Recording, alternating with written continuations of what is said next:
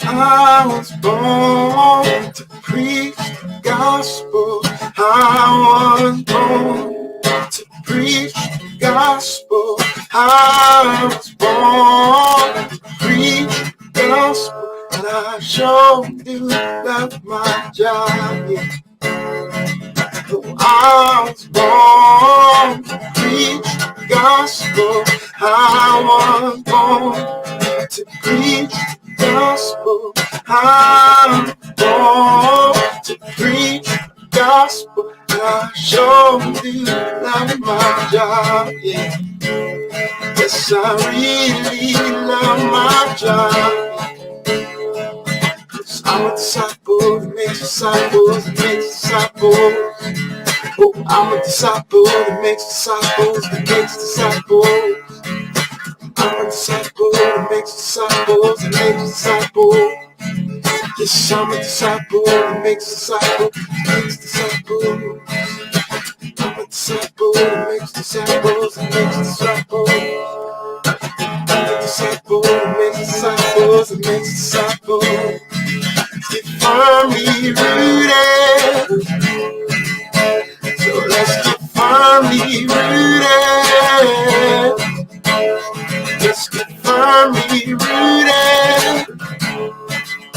So let's get firmly rooted. Oh, I'm a disciple that makes disciples that makes disciples. I'm a disciple that makes disciples that makes disciples. I'm a disciple that makes disciples that makes disciples. Let's get firmly rooted.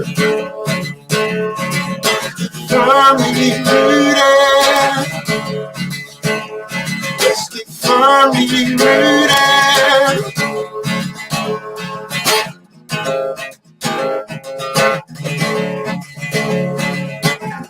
Yeshua, Yeshua, Yeshua, Yeshua, Yeshua, Yeshua.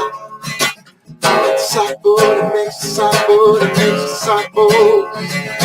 We are disciples that make disciples that make disciples. We are disciples that make disciples that make disciples. We are disciples that make disciples that make disciples. Let's get firmly rooted. Firmly rooted.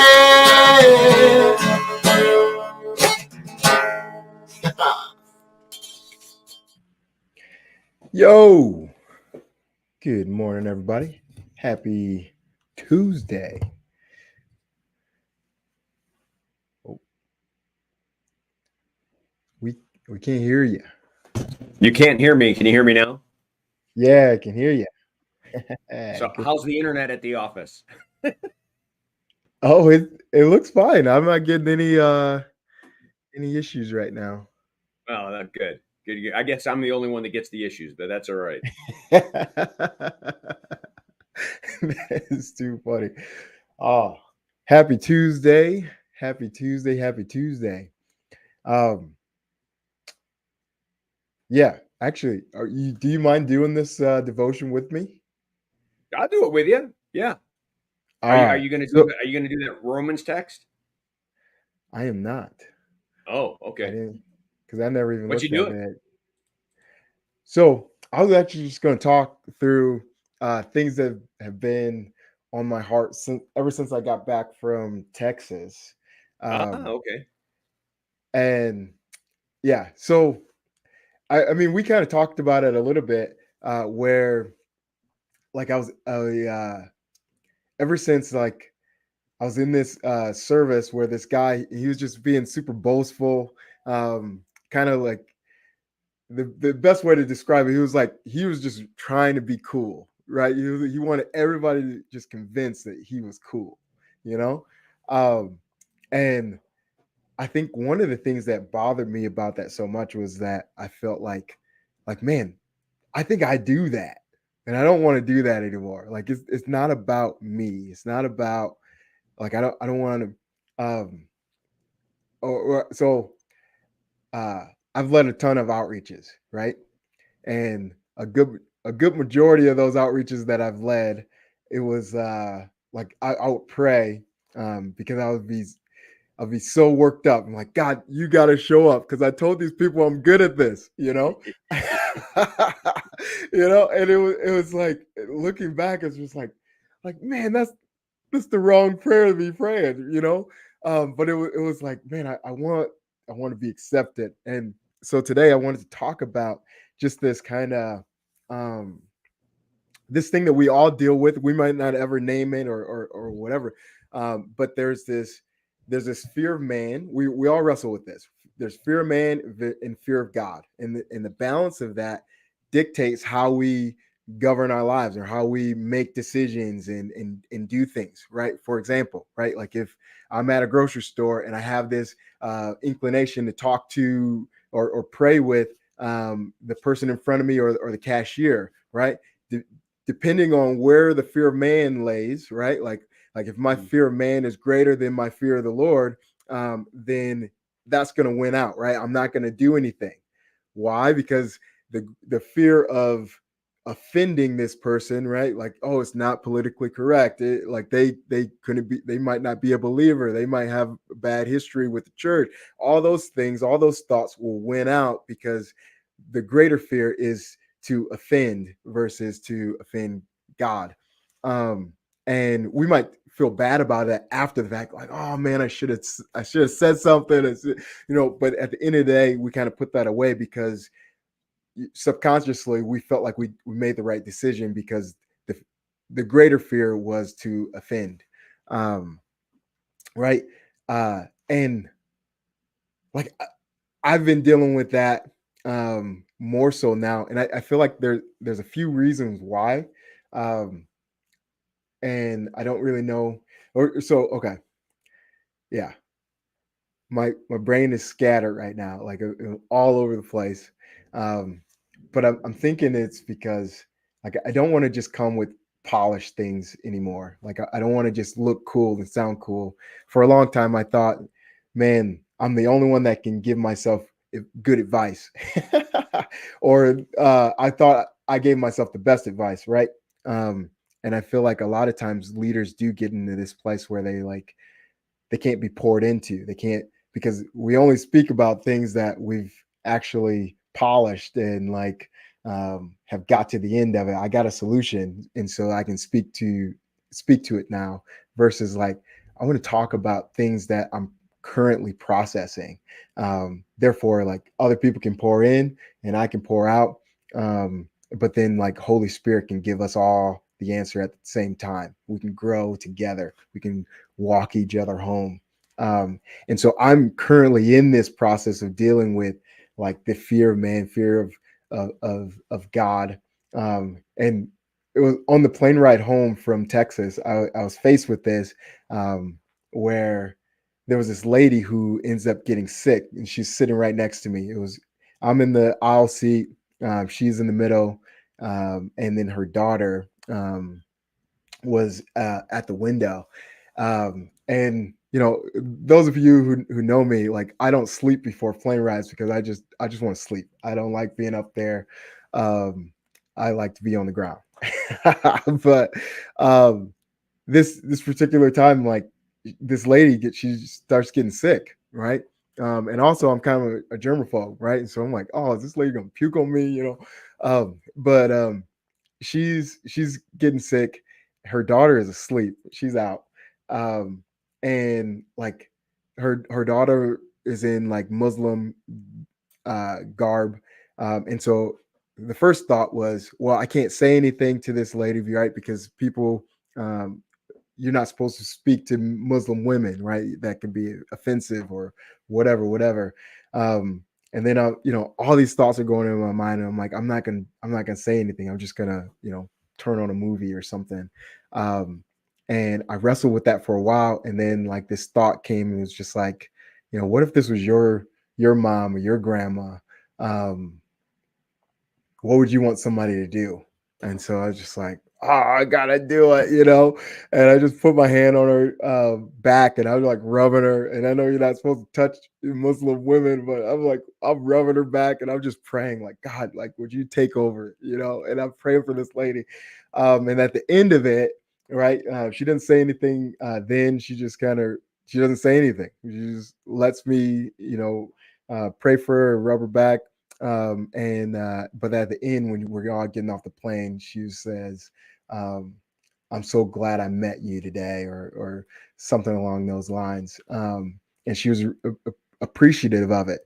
But before all that, like, there was this real wrestle. Like, there was this, like, I don't want to offend that, you know, like, I know what the Lord will want me to do, but I don't want to offend. And like, it was just like, man, the fear of man is too close to the fear of God, right? Like that balance is too close.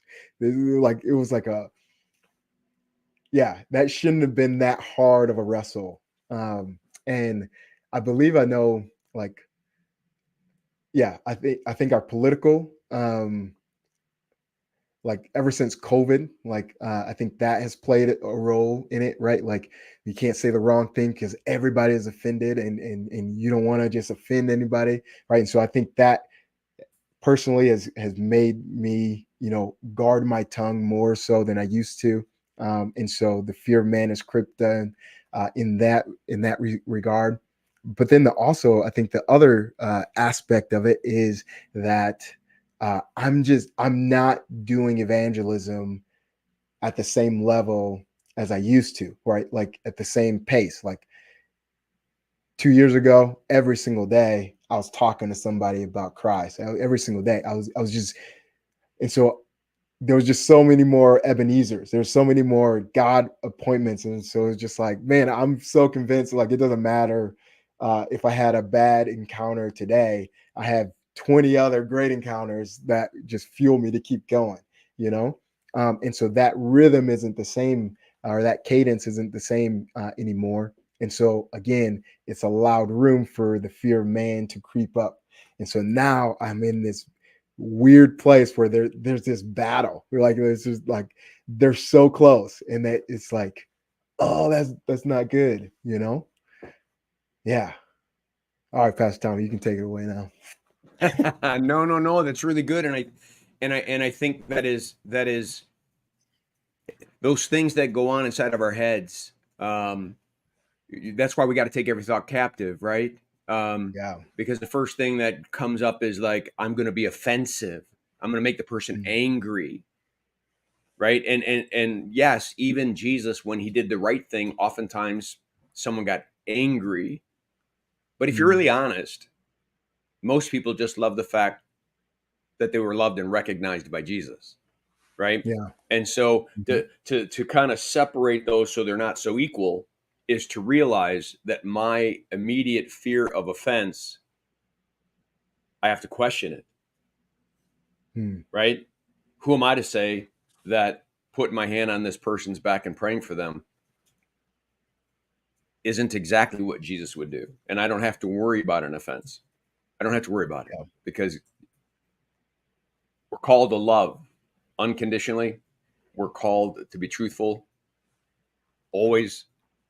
And as you said, somehow, because that's the message of the gospel, if we stay in that cadence, we will realize that the distance between the two will get further and further away. And I was thinking about what you said earlier about that guy wanting attention and wanting to kind of be the center of things. And I can tell you that it was interesting becoming a young pastor and having people tell you how gifted you are, and how, you know, you kind of can open up the scriptures and you get a little big headed. And, you know, God has done some funny things in my life. I've told you that one about where he met me in the parking lot at Tishon Industries and just basically said, it's a lot easier to preach it than it is to live it, isn't Tom? Well, there was a time when he just simply reminded me, you remember always, that gift you have is mine. It's not yours. You do not have the ability to speak in public. You don't have that gift. I've given it to you. I'll take it away in a heartbeat if you misuse it. And boy, oh boy, did that begin for me. Every time I teach, every time I preach, I got to get myself out of the way. Tom, get yourself out of the way. May they see you and not me. May they hear you and not me. Get myself out of the way. I don't want to lose this gift. I just want to use it right. And again, Yeah. you got to separate your ego. And it's hard. It's hard, but it's all the necessary work so that we can truly represent Jesus. Come on. Come on. It's so good. It's so good. So I hope there's some nuggets in this somewhere for somebody. But I yeah, I want to be raw. I want to be real, and that I know, I'm convinced that my struggles aren't unique. Other people go through this same thing. I think we all wrestle with that balance, and I hope that there's encouragement to somebody out there that your struggle isn't unique, that your wrestle isn't unique, and that we can walk each other home. We can grow, we can learn, and fight to actually see things in proper perspective. Like Pastor Tom said, the right thing was to put my hand on her back, and pray for her,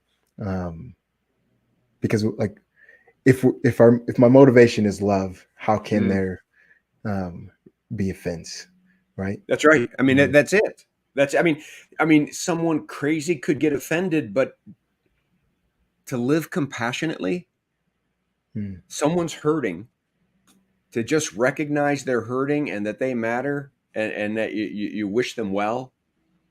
99.9% of human beings would say, that was beautiful. And that's the way it needs to be. I mean, we step into people's brokenness and we step into people's needs, not pointing a finger at them, but just letting them know that they matter and they're loved. And whew. Wow. Come on. Good job. Good stuff. All right, y'all. That is it for, I don't even know what you call this, Strengthening Our Roots. No other title. Be blessed today. We'll be back here for some prayer at 9:00. So make sure you tune into that. But till then, peace. Peace.